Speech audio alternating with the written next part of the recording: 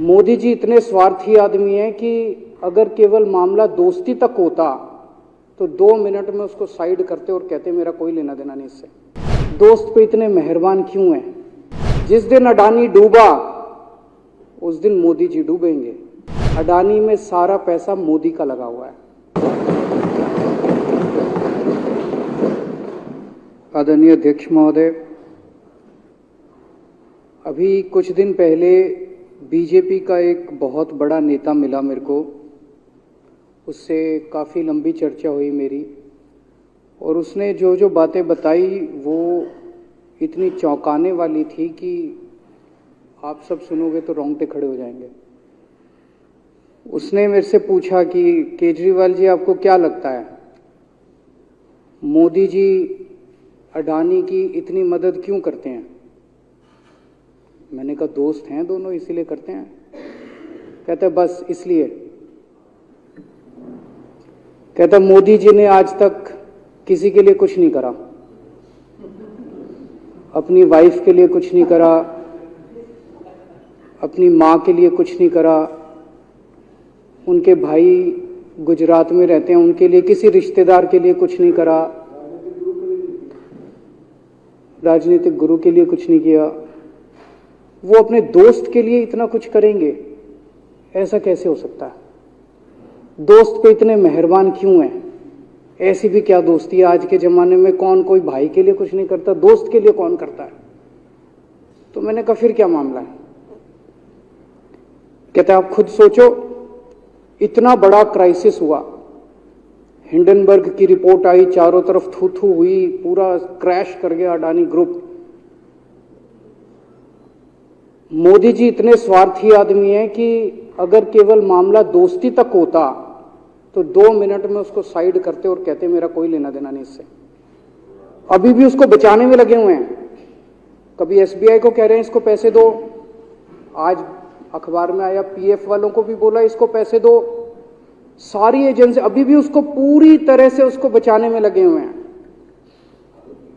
तो मैं भी अचंभे में रह गया कि मामला तो कुछ अलग ही है। क्यों ऐसा भी क्या दोस्त हो गया कि दोस्त डूब रहा है और फिर भी उसको पूरी तरह से इतना बड़ा पॉलिटिशियन है। पॉलिटिशियन के लिए तो परसेप्शन सबसे इंपॉर्टेंट होती है। कोई आसपास वाला अगर कहीं वो तो आदमी कह देता है यार मेरे से मिलना बंद कर दियो कल से, वो उसको अभी भी बचाने में लगे हुए हैं। और उसने मेरे को बताया कि मैंने कहा फिर मामला क्या है? तो कहता है जी अडानी तो केवल फ्रंट है, अडानी में सारा पैसा मोदी का लगा हुआ है। मैंने कहा ये कैसे हो सकता है? ये नहीं हो सकता।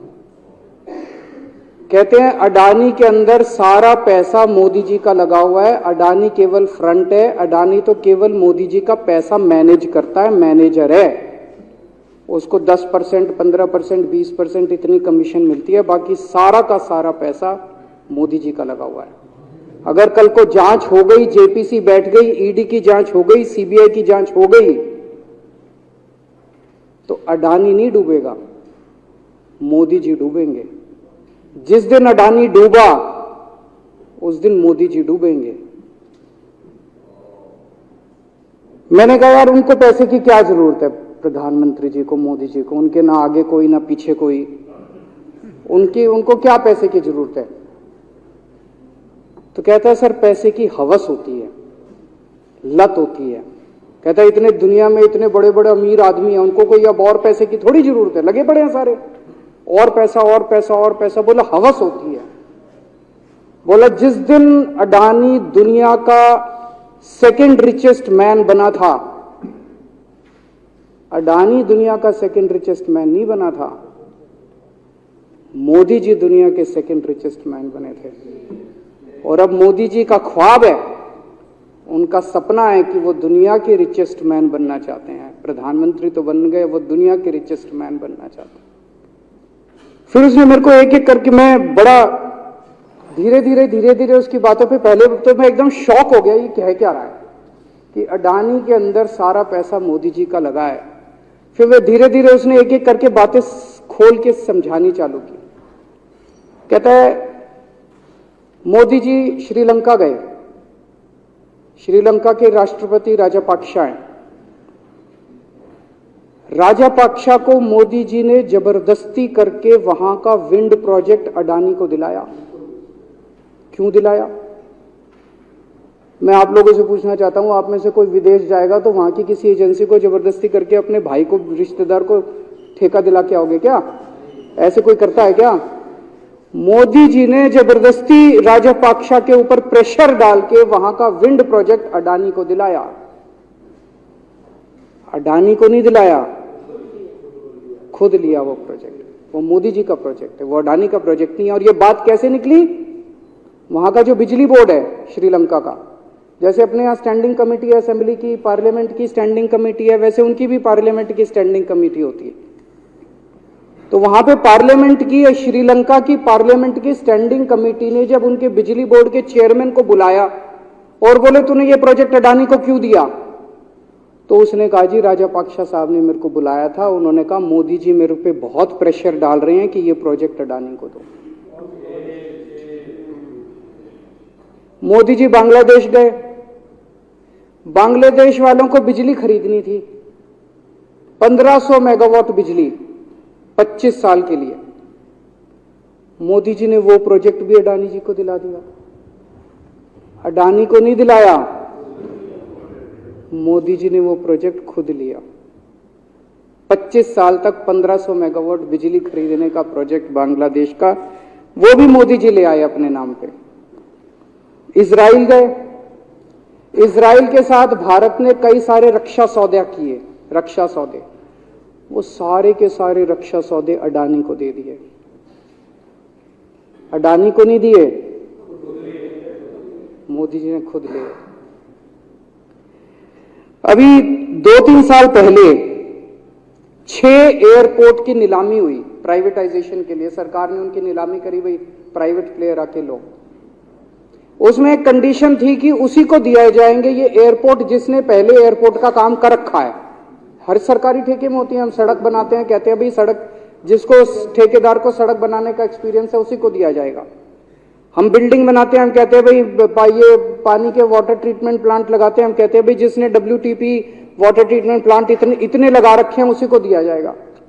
हम सीवेज ट्रीटमेंट प्लांट बनाते हैं, हम कहते हैं जिसको 20 साल का एक्सपीरियंस है, 15 साल का है, उसी को। इसमें भी ये कंडीशन थी कि जिसने इतने साल तक एयरपोर्ट चलाने का काम कर रखा उसी को दिया जाएगा। अब अडानी ने तो कर नहीं, मोदी जी ने तो कर नहीं रखा था, अडानी ने तो कर नहीं रखा था, तो क्या करते? आखिरी मोमेंट पे वो कंडीशन हटा दी गई, बोले कोई एक्सपीरियंस की जरूरत नहीं है।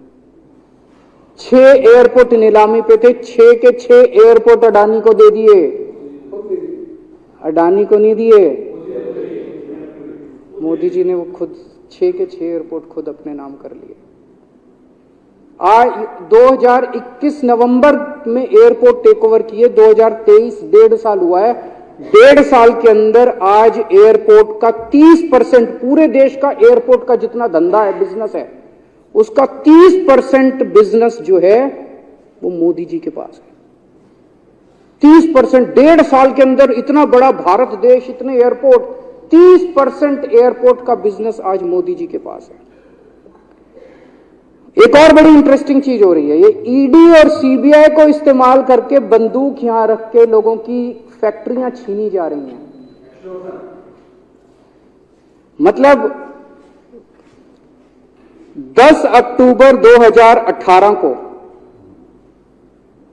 10 अक्टूबर 2018 को कृष्णापट्टनम पोर्ट के ऊपर इनकम टैक्स की रेड हुई और 6 अप्रैल 2020 को 1.5 साल बाद वो पूरा एयरपोर्ट अडानी ने खरीद लिया। उसके यहां बंदूक रख के उसको कहा या तो दे दे और या जेल। तो वो अडानी ने नहीं खरीदा, वो मोदी जी के पास चला गया कृष्णापट्टनम एयरपोर्ट। 10 दिसंबर 2020 को एसीसी और अंबुजा सीमेंट पे रेड हुई और 2 साल बाद 16 अक्टूबर 2022 को दोनों सीमेंट प्लांट मोदी जी के पास चले गए। 2020 जुलाई को मुंबई एयरपोर्ट का मालिक था जीवीके, उसके ऊपर सीबीआई और ईडी की रेड हुई, एफआईआर हुई और 1 महीने बाद मुंबई एयरपोर्ट जो है वो मोदी जी के पास चला गया, अडानी के पास चला गया। तो ईडी और सीबीआई पे रेड कराते हैं, उसको धमकाते हैं फैक्ट्री वाले को, कंपनी वाले को कि या तो जेल जा और या तेरी फैक्ट्री हमको दे दे। ये इधर तो सुनते थे हरियाणा की तरफ ये तुच्छी, इधर इसकी फैक्ट्री भी छीन ली, पंजाब में भी सुनते थे इसकी भी फैक्ट्री छीन ली, इसकी। पूरे देश के अंदर ये इतनी गुंडागर्दी मची पड़ी है कि ईडी की रेड करा देते हैं, सीबीआई की रेड करा देते हैं, यहां बंदूक रखते हैं और कहते हैं या तो फैक्ट्री दे दे और या जेल जा। ये क्या चल क्या रहा है इस देश के अंदर? इन्होंने अभी थोड़े दिन पहले ऑर्डर निकाला कि सारे जितने पावर प्लांट हैं, जितनी राज्य सरकारें हैं, पंजाब सरकार की, हमारी जो सरकार है, उनके पास भी ऑर्डर आया, सारी सरकारों को जितना उनका कोयले की रिक्वायरमेंट है उसमें से 10% कोयला इंपोर्टेड इस्तेमाल करना पड़ेगा। और इंपोर्ट केवल मोदी जी करते थे, अडानी करता था। तो इसका मतलब आपको 10% अपना कोयला कंपलसरी, जरूरत नहीं है आपको कोयले की, लेकिन 10% कोयला आपको अडानी से खरीदना पड़ेगा। हमारे देश का कोयला 2000 रुपए टन है, इंपोर्टेड कोयला 20,000 रुपए टन है। 10 गुना दाम के ऊपर आपको अडानी से यानी कि मोदी जी से कोयला खरीदना पड़ेगा। इन्होंने सुप्रीम कोर्ट का एक और, जब कोयला घोटाला हुआ था अपने देश के अंदर, तो सुप्रीम कोर्ट ने आदेश दिया था कि अब कोयले की खदानें किसी भी प्राइवेट वाले को नहीं दी जाएंगी, सारी खदानें सरकारें। तो इन्होंने कुछ खदानें राजस्थान सरकार को दे दी, कुछ खदानें छत्तीसगढ़ सरकार को, कुछ खदानें पंजाब सरकार को, सरकारों में बांट दी। बाकी पूरे देश में केवल राज्य सरकारों के पास खदानें हैं। केवल अडानी के केस में उन्होंने एक्सेप्शन करके अडानी को कोयले की खदानें दे दी और उसमें भी ऑर्डर कर दिया कि 4000 कैलोरी से कम वाला कोयला जो है उसको रिजेक्टेड माल माना जाएगा, जबकि वो सबसे अच्छा कोयला माना जाता है और वो रिजेक्टेड माल इसको फ्री में मिलता है। तो कम से कम 2800 करोड़ रुपए का कोयला हर साल फ्री में मोदी जी ले जाते हैं। 2800 करोड़ रुपए का कोयला हमारी खदानों से हर साल मोदी जी निकाल के ले जाते हैं। 2014 में, अभी जो अतिशी जी ने कहा, 2014 में अडानी जी की यानी कि मोदी जी की जायदाद 50,000 करोड़ की थी। 7 साल बाद इनकी जायदाद हो गई 11.5 लाख करोड़। मोदी जी इतना पैसा लेके कहां जाओगे? 11.5 लाख करोड़ रुपए की जायदाद, 7 साल में इतना लूट लिया आपने देश को। 2014 में 609 नंबर पे थे, अब ये सेकंड रिचेस्ट बन गए, अब रिचेस्ट बनना चाहते हैं। ये तो लेकिन कुदरत है, कुदरत तो बड़ी ताकतवर है। किसने सोचा था एक दिन हिंडनबर्ग रिपोर्ट आएगी और 24 घंटे के अंदर सारा तहस नहस हो जाएगा। 1947 से लेके 2014 तक 67 साल में भारत देश ने, सारी सरकारें जितनी आई सबने मिलके 55 लाख करोड़ रुपए का कर्जा लिया था भारत सरकार ने। 2014 से 2022 7 साल के अंदर 85 लाख करोड़ रुपए का कर्जा ले लिया, दुगने से भी ज्यादा। जितना 67 साल में लिया था उतना 7 साल में ले लिया। ये पैसा गया कहां? ये पैसा गया कहां? ये सारा इनकी जेब में गया। तो मैं जनता को कहना चाहता हूं, आप तो जीएसटी देते हो, अपने बच्चों का पेट काट के टैक्स देते हो, दूध पे, दही पे, हर चीज पे जीएसटी देते हो। वो जीएसटी का पैसा जाता है जनता की उसमें खजाने में, वहां से वो जाता है अडानी के खजाने में और वहां से वो जाता है मोदी जी के खजाने में। दोनों हाथों से लूट मची हुई है, पूरे देश को लूट रहे हैं प्रधानमंत्री जी, मोदी जी पूरे दोनों हाथों से लूट रहे हैं। कोयला लूट रहे हैं, एयरपोर्ट लूट रहे हैं, सड़कें लूट रहे हैं, बिजली लूट रहे हैं, पानी लूट रहे हैं, कुछ नहीं छोड़ा, सब कुछ लूट रहे हैं। जितना कांग्रेस ने 75 साल में नहीं लूटा, उससे 10 गुना इन्होंने 7 साल के अंदर, 8 साल के अंदर लूट लिया देश को। अडानी का क्या रोल है इसमें? मोदी जी कम पढ़े लिखे हैं, उनको समझ नहीं है कि करना क्या है। अडानी आके बताता है पैसा यहां लगा लो, इस देश में चलते हैं, वहां की ये कंपनी खरीद लेते हैं, ईडी को और सीबीआई को इसके पीछे लगा दो। वो सारा मैनेजमेंट करता है, दिमाग उसका, पैसा मोदी जी का। उसके बदले में उसको पता नहीं 10%, 15%, 20% कितनी कमीशन मिलती है, लेकिन दिमाग सारा अडानी का है। और मेरे को ज्यादा चिंता इस बात की है अध्यक्ष महोदय, प्रधानमंत्री जी कम पढ़े लिखे हैं, उनको कम समझ में आता है। लोग आके उनको कुछ ना कुछ कहीं भी जाते हैं या कोई विदेश से आता है, उसके जो भी विदेश से नेता आता है या कहीं जाते हैं तो दो ही कंडीशन होती है। एक तो उसको कहते हैं भाई गले मिल ले, तो फोटो खिंचा ले, गले मिल ले, फोटो खिंचा ले, पार्क में घूम ले, तो वो फोटो खिंचाने के लिए उसको कहा जाता है भाई फोटो खिंचा ले, फोटो खिंचाने के लिए। और दूसरा उसको कहा जाता है भाई अडानी को ये ठेका दे दे, अडानी को ये ठेका दे दे।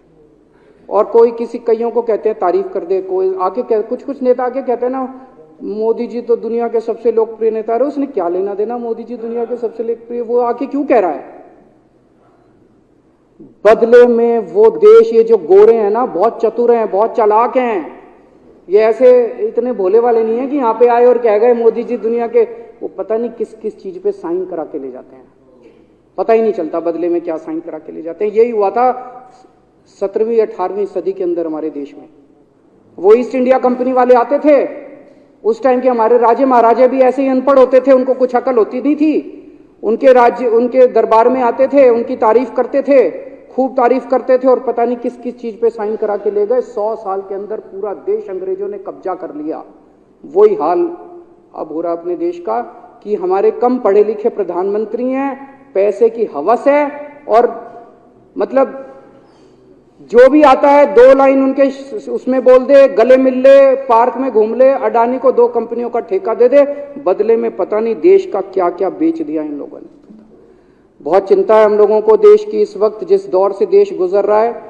मुझे लगता है कि आजादी के बाद से सबसे भ्रष्ट प्रधानमंत्री अगर कोई हुए हैं जिन्होंने देश को इतना लूटा है, तो वो आज मौजूदा प्रधानमंत्री हैं। और उसके ऊपर कम पढ़े लिखे हैं, उनको कुछ पता नहीं, कोई कुछ भी उनसे साइन करा के ले जाता है, किसी को कुछ पता नहीं चलता।